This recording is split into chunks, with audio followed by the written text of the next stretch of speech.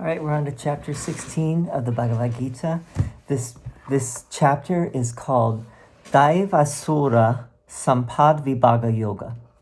So Daivasura is a combination of Deva and Asura. Deva are like divine, and Asura are demonic. Sampad would be virtues, or you could say characteristics. So the characteristics the characteristics of the divine and the demonic, vibhaga, understanding. So understanding the different qualities of these two characters, and so Krishna in this chapter is bringing in something that he's already talked about, but he's really going to be going more deeply into it, which is those basically. There are these two characters in life. You know, you either fall into one or the other. There's the divine, those who are a virtuous character, and those who are demonic. Now, we're going to talk about the implications of this, what this all means. But let's start reading, and then we'll see what we can really say about this. Shri Bhagavan Uvacha Abhayam Sattva Sanshutir Jnana Yoga Vyavastiti Dhanam Dhamascha Yagnascha Svadhyayas Tapa Arjavam. The Blessed Lord said, Krishna said, fearlessness, purity of heart, steadfastness in knowledge and yoga, almsgiving, control of the senses, sacrifice, study of scriptures, austerity, and straightforwardness. So once again, Krishna is enumerating the different virtuous qualities, and he keeps bringing in different ones. There's different ones that he describes. Here, we see certain ones that we haven't seen before. We haven't seen abhayam. We haven't seen fearlessness before. We haven't seen sattva sanshuddhi, which is purity of mind. We have not seen I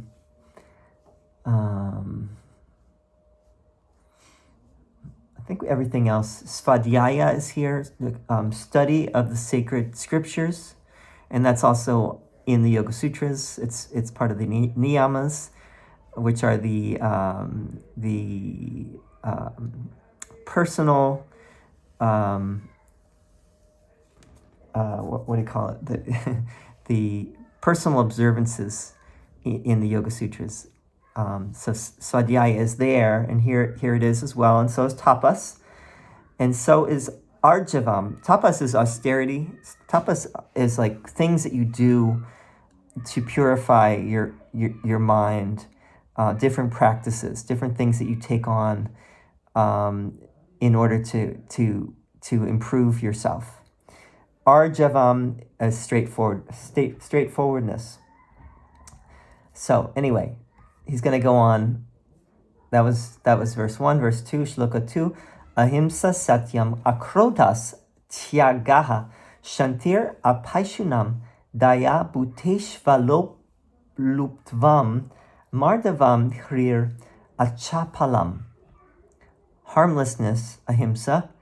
Satyam, truth. So far, this is the Yoga Sutras, right? The yamas in the Yoga Sutras. Akrodha, which is not in the Yoga Sutras, which is absence of anger, literally means not being angry. Right? So Krishna's already talked about that. Tyaga, renunciation. Shanti, peacefulness. Apaishunam, restraint from fault finding. Daya, compassion. Bhuteshu, towards all living beings. Aloluptvam, covetousness, absence of covetousness, which is a parigraha in the Yoga Sutras. Mardavam, gentleness. Hri, modesty. Achapalam, lack of fickleness. Aren't we all fickle? Our minds are so fickle. 3. Teja kshama driti shaucham adroho nati manita bhavanti sampadam daivim abhichatasya bharata. Vigor. Tejas is vigor. Kshama is forgiveness. Driti is fortitude. Shaucha is cleanliness. Adroha, bearing enmity towards no one. Ati manita, absence of vanity. Sampadam is qualities. These are the qualities of the daivim, the godly.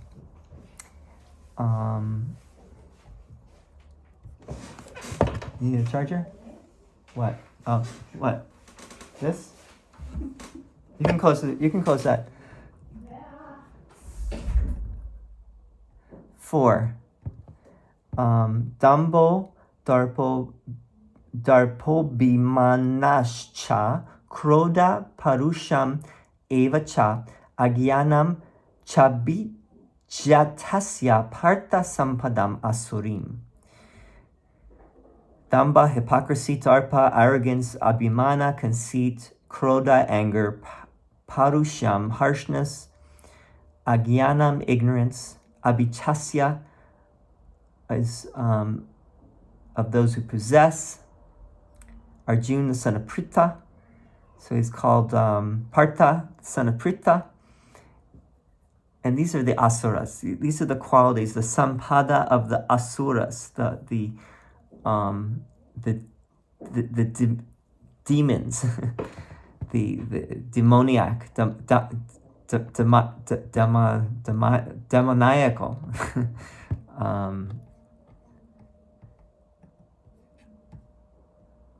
All right. 5. Daivi sampad vimokshaya nibandaya suri mata ma shuchaha sampadam daivim abhijato si pandava. The divine nature is deemed conducive to liberation, and the demonic to bondage. Grieve not, O Arjuna, for you are born with divine endowments. Okay, so the divine is conducive to liberation. And what is the word? Vimokshaya is towards liberation. So the divine qualities are conducive towards liberation. The demonic obviously are not. And Krishna,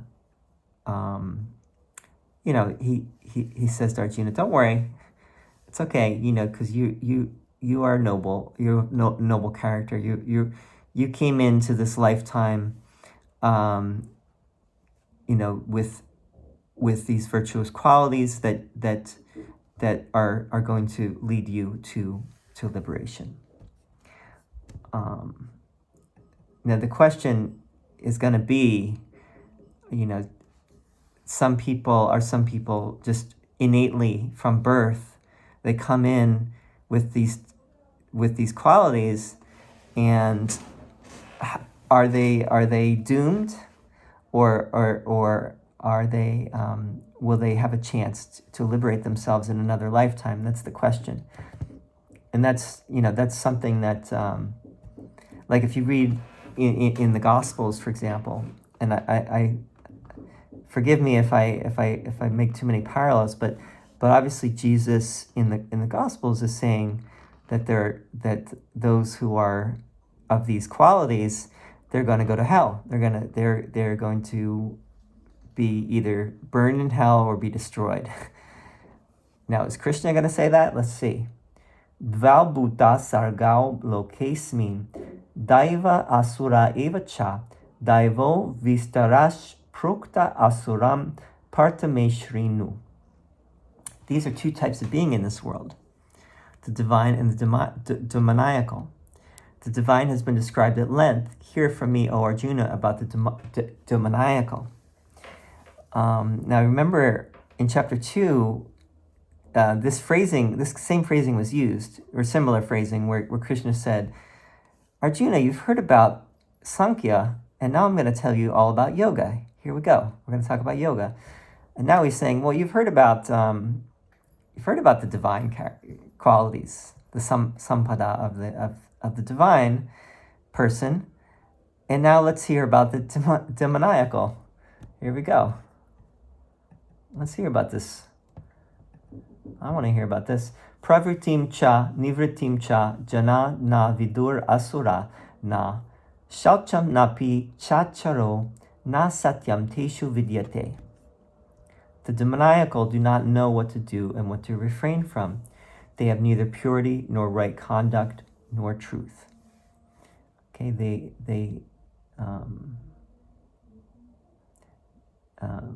na satyam teshu vidyate. Shaucham napi chacharon na satyam teshu vidyate. They don't have purity, shaucha. They don't have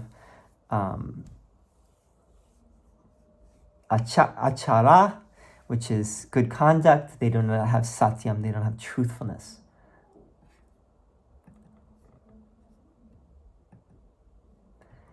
Asatyam apratishtam te jagad ahur anishvaram aparaspara sambhutam kim anyat kama haitukam. They say, this is what they say, the demoniacal. This universe is without truth, without a moral basis, without a God, brought about by mutual union, with lust as its cause. What else?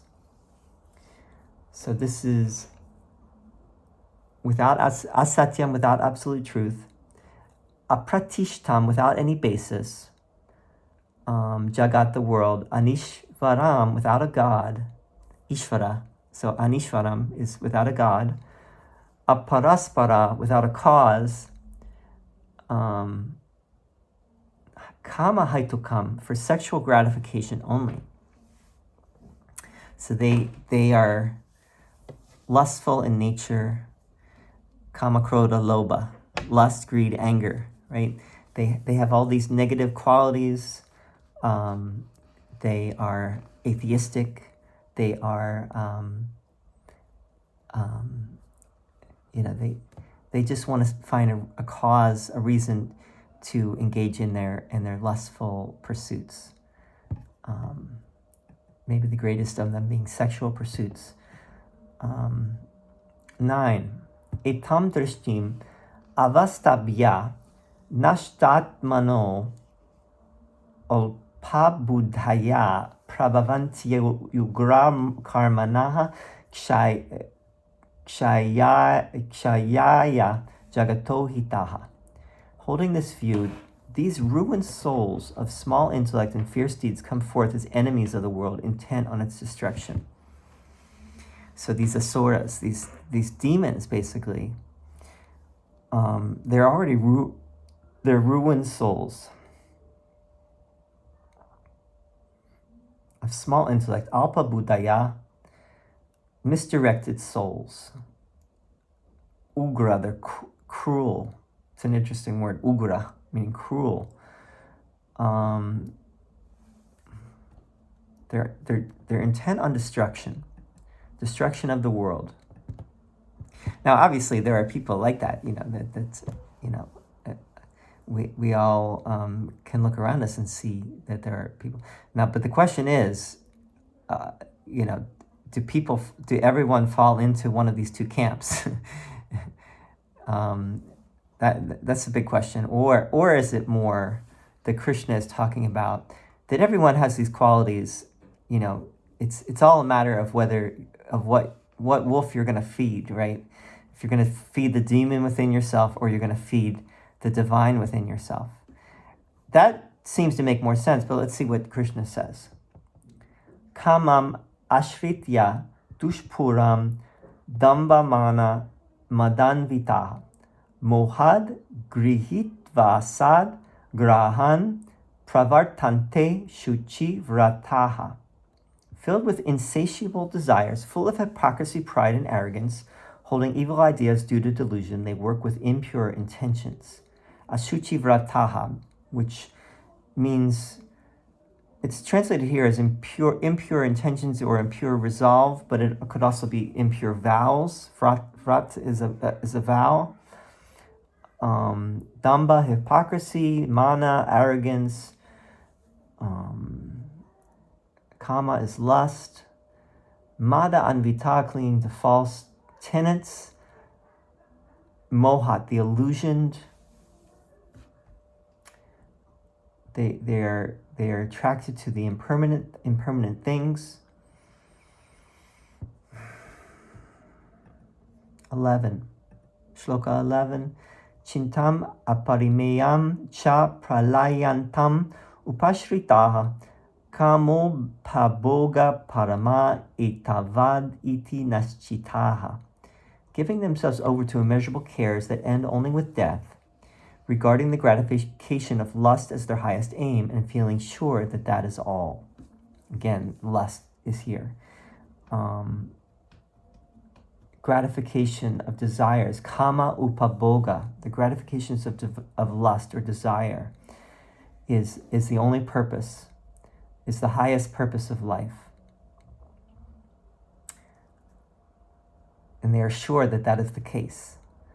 Pralaya antam, until death. Pralaya, here the word pralaya is used for death.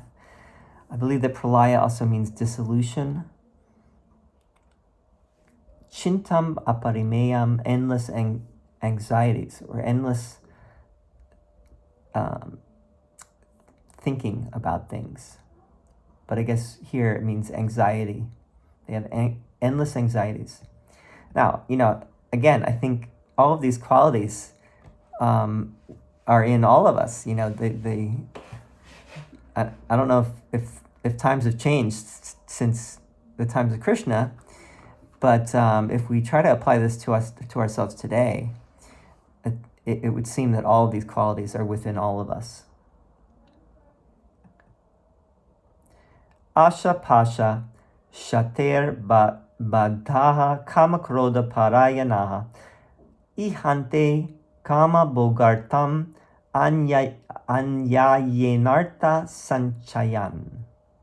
Bound by 100 ties of hope, given over to lust and anger, they strive to obtain hoards of wealth by unlawful means for sensual enjoyment. Lust and anger, kama and krodha, right? Kama, krodha, lobha, the three big ones, again, are lust, anger, and greed. I think there's also the 7 deadly sins in Hinduism. I don't know if Krishna has listed the 7 deadly sins, but they're basically the same, very similar to those you find in Catholicism. Bound by 100 ties of hope. It's an interesting wording. The bondage of desires, asha pasha. Hundreds of desires. They're bound by many desires. They strive to obtain hoards of wealth by unlawful means for sensual enjoyment. So they are also liars and cheats, and they will do whatever they can to obtain wealth in order to fulfill their lustful desires. 13. Idam adya maya labham imam prapsye manoratam idam astidam api me bhavishyati punardhanam. I have gained this today. This is a quote in quotations. I have gained this today. I will fulfill this desire of mine. This is mine, and this wealth will be mine in the future. This is how they talk. Gimme, gimme, gimme. I, me, mine. How can I fulfill, my lustful desires? 14. Asau maya hata shrat. Hey, buddy. How you doing? I'm doing a video, but let me finish this, okay? And I'll be out soon. It's good. Can I finish this video, bud? Let me just finish this video. Is that okay? And I'll be out very soon. Did you have some chocolate? Good. I had three chocolates I had. Okay. Very good. Let me just finish this, okay, bud? Daddy. I'll be done soon. Give me. You want it? Here you go. Thank you. Alright. Close the door when you leave, okay? And I'll be out soon, bud. I don't have to. Okay. Just look. Close that door, bud. No, it isn't. Hey, bud. I like it with this. No, close the door, bud. Close the door. Please. Thank you. Asal, here we go, 14. Asal maya hata shatrur hanishe chaparan api ishvaro ham aham bogi sido ham balavan sukhi. I have slain that enemy. This is again a quote. I have slain that enemy and I shall slay others too. I am the Lord. I enjoy. I am perfect, powerful, and happy. So, I am the Lord. Ishvaroham. They say, I am God. Aham bogi. I am the enjoyer. Siddhoham. I am powerful. I have powers. I am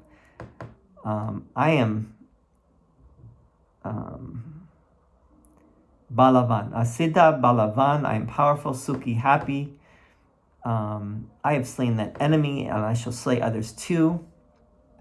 Now, on some level, Krishna is here talking about, the enemy that Arjuna is going to fight, right? He's going to fight the Kauravas. He's about to fight them. And on some level, Krishna must be talking about these guys. He's saying, these guys are of this, to some extent, they've stolen the kingdom from you guys, and they are not the best dudes. All right, 15. Dio, now this is a different meter that's being used. Dio bijanavan asmiko konyo sti sadrisho maya yakshe dasyami modisha ityagyana vimohitaha aneka chitta vibranta mohajala samavritaha prasakta kama bogeshu patanti narake shuchao. I am wealthy, again, this is a quote, I am wealthy and born into a noble family. Who is my equal? I shall perform sacrifices, give charity, and rejoice, thus deluded by ignorance. So, this is how they talk. I'm born into a noble family. Now, this seems to suggest that they're all born into a noble family. How's that? Can they all be born into a noble family? And wasn't Krishna already saying that if you are a fallen yogi, and the next lifetime you will have a better chance in a new family, right? In a family that might be more conducive to your pursuit of yoga, right? That will be help you to reach the goal of yoga. So these asuras, these people of demoniacal nature, they do the right things. They do sacrifices, they give charity, they rejoice, but they do it from a place of attachment, right? They're not. They're coming from a place of selfish attachment, not selfless service.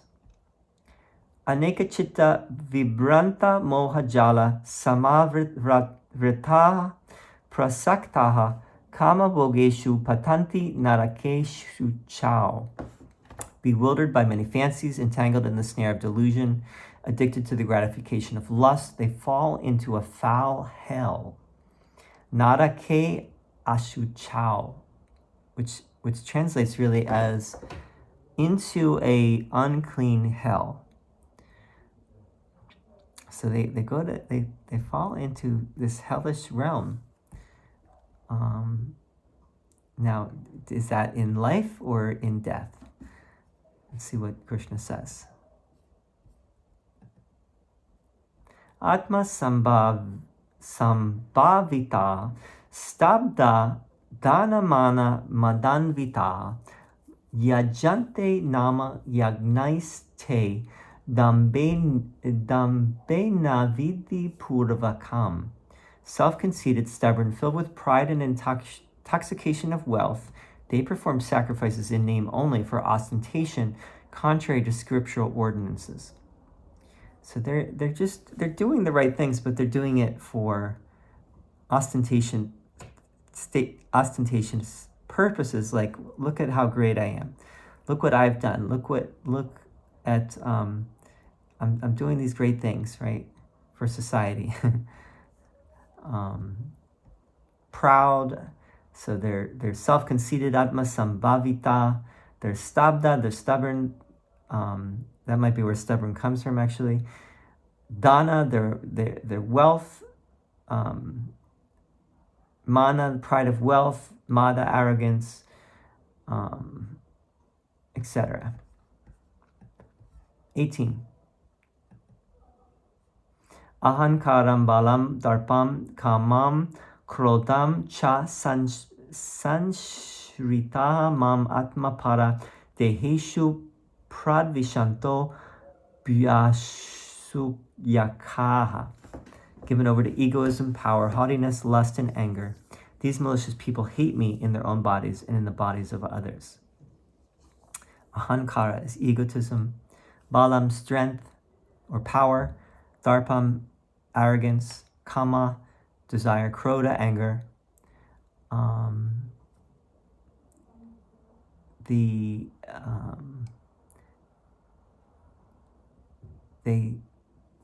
They are abusive. These demons, they act this demonically, hatefully, to Krishna, to God.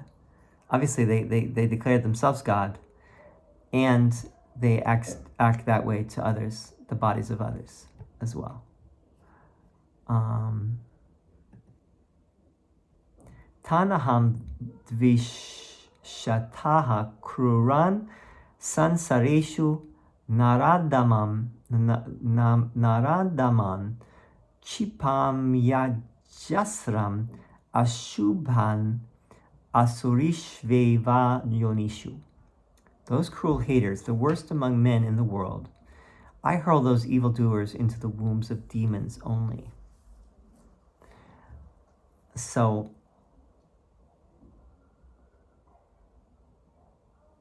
now the question is, are these a minority, these asuras, these demons? Hindu mythology is full of stories of the gods and the demons, right? The devas and the asuras. Now the question is, really, are these like the Hitlers and the Mussolinis and the Jeffrey Epsteins and the people that are, you can kind of just say that these guys just were, they might have had some good qualities, but they really did horrible things, right? Are these the demons that Krishna is talking about, or is he seem to be suggesting that the world that we live in is there's only two kinds of people, really. There's those who are on the road to unfolding their divinity, and there are those who are on the path of self-destruction. And they're going to get their comeuppance, and Krishna is saying that they're not going to have a good life. Next life, they're going to be reborn in a horrible state next time around. In fact, he says they will enter the wombs of demons only. Let's read that again. They will enter, let me just get back there. Asurishu eva yonishu. They will be reborn into the wombs of, he hurls them into the wombs of demons. It's a very interesting image, into the yonis of demons. Again, the word yoni here means womb. It's not just the female sexual procreative instrument. appendage. I don't know. I'm trying to think of the word. It wasn't one of those that I just used. But 20. Asurim yonim apana muda janmani mam aprapyaiva kaunteya tato yant yadhamam gatim. Entering into demoniacal wombs and deluded, birth after birth, they do not attain me, thus falling, O Arjuna, into a condition still lower than that. So, what this seems to be suggesting here is that for some people, for some souls, there's not an evolution. There's a devolution that happens. Lifetime after lifetime, they devolve, actually. They do not, from my understanding, what seemed, what I've always thought, at least, is that there is an evolution. No matter what soul you are, in one lifetime you might do some bad things, you might do some horrible things, but you will still have another chance. Next lifetime you will evolve. You will learn lessons. You will learn your lessons, and slowly but surely over time you will liberate yourself until you get to your final lifetime, and you will find the truth in that final lifetime. But this seems to be suggesting that there are some that go lower, that don't go higher. They're doomed. And that's a little bit disconcerting. Trividham 21. Trividham narakasyedam dvaram nashanam atmanaha kama krodas tata lobas tasmad etatrayam tyajet. There are three gates to this hell destructive of the self: lust, anger, and greed. So here we go. Kama, krodha, and lobha. Those are the three. Those are the three gates to hell. Therefore, one should abandon these three. Now, this seems to be suggesting there that, why is Krishna saying all this? It's not exactly the truth that he's saying. He's actually saying it more as a warning. He's saying it, this might be apologetics now, but I'm gonna suggest this, that Krishna is trying to warn Arjuna to stay away from these qualities, because they're demonic qualities, and if he doesn't want to go there, and the person reading this, the person that is hearing this, also wants to stay away from these, especially these kama, krodha, and lobha. These are the gates to hell. Let this be a lesson. Let this be a warning to you. Eter vimukta kaunteya tamodvarais tripir naraha acharat yatmanaha shreyas tato yati param gatim. A person who is liberated from these three gates of darkness, O Arjuna, practices what is beneficial for them and thus goes to the supreme goal.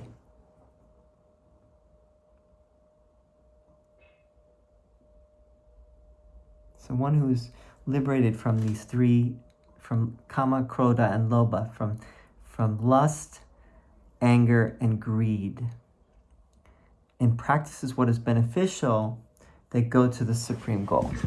So they abandon these three gates to hell, these three demonic qualities. They abandon them completely, and they attain to the final goal. Now, again, this seems to suggest that it's not that there are seems to be more of like putting the fear of God in us, putting the fear of God in Arjuna. Like, man, you got to stay away from lust, anger, and greed. They're demonic. You don't want to go there. And those who do go there, they create hell for themselves. They destroy themselves. That makes sense. That, I think to most of us that makes sense. But when you say that there are some that are that way, and they will be that way forever, or they will burn in hell or whatever. That's more problematic. Almost at the end here, last two shlokas. Ya shastra vidim utsrijya vartate kama karata nasa siddhim avapnoti nasukam naparam gatim.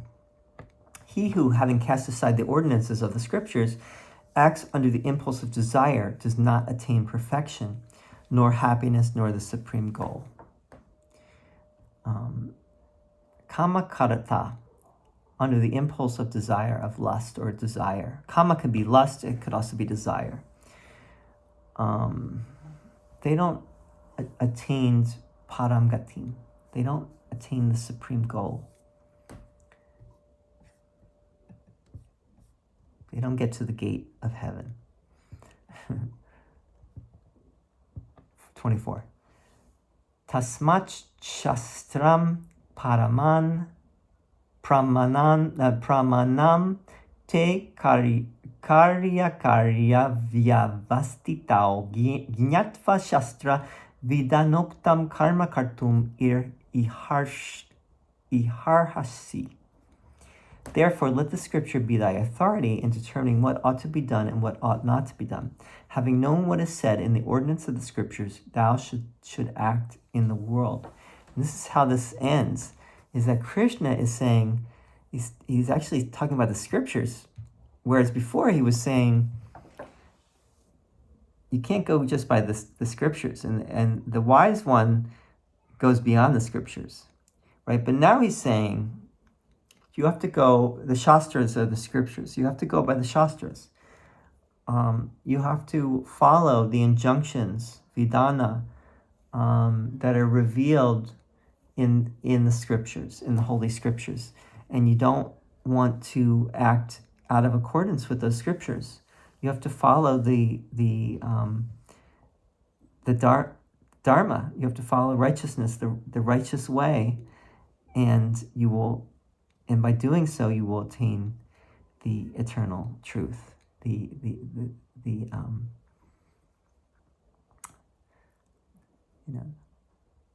don't know if he says it here. But you will attain to the supreme goal. Purushottama, and the Sanatana Dharma, the eternal righteousness. That was the original name for Hinduism, by the way, is Sanatana Dharma. Hinduism is a more modern description or name for what it is. Sanatana Dharma is actually the old original name, is eternal way, the eternal way, or the eternal way of righteousness. That's what this is presenting. And that's what you find in the Gita. And here in this chapter, in chapter 16, almost at the end, Krishna is suddenly describing, he's trying to differentiate very clearly what is divine and what is not divine, what is demonic. And I would say that this is for Arjuna, this is for us. We are all Arjuna, right? We all are that every man or that every person. And we all have these qualities within ourselves. And this is like a cautionary tale here. Krishna is saying, you don't want to go down that road. You want to get rid of these demonic qualities, and you can do that. You can through the practice of yoga, you can wean yourself away from all the bad habits, all the self-destructive tendencies, all of the soul-destructive tendencies, all of the things that are in the way of your joy, freedom, peace, etc. You really can overcome these things. He's talking to Arjuna, talking to all of us. And here, clearly, I'm going to tell you, lust, anger, and greed, kama, krodha, lobha, those are the big ones. If you still have anger, if you still have lust, if you still have greed, you're not all the way there. You're not all the way there yet. You're still on the path, and you don't want to and at some level you are creating hell for yourself. And if you want to get to the final goal, you have to be very focused. You have to be one-pointed toward your, unfolding your divine nature, and not succumb to these lower forces, and basically be the master of the master of your mind, the master of your domain. So that's chapter 24. Next chapter, let's see, is chapter 17. We'll do it next time. Shraddha Traya Vibhaga Yoga. And it's talking about faith. So Shraddha Traya Vibhaga Yoga. It's going to be talking about faith. So we're going to get there soon. And feel free to leave a comment, feedback, anything like that, and let me know if it's helping or not. If you're finding this helpful, if you're finding it useful. Thanks so much. Stay tuned. See you soon. Om.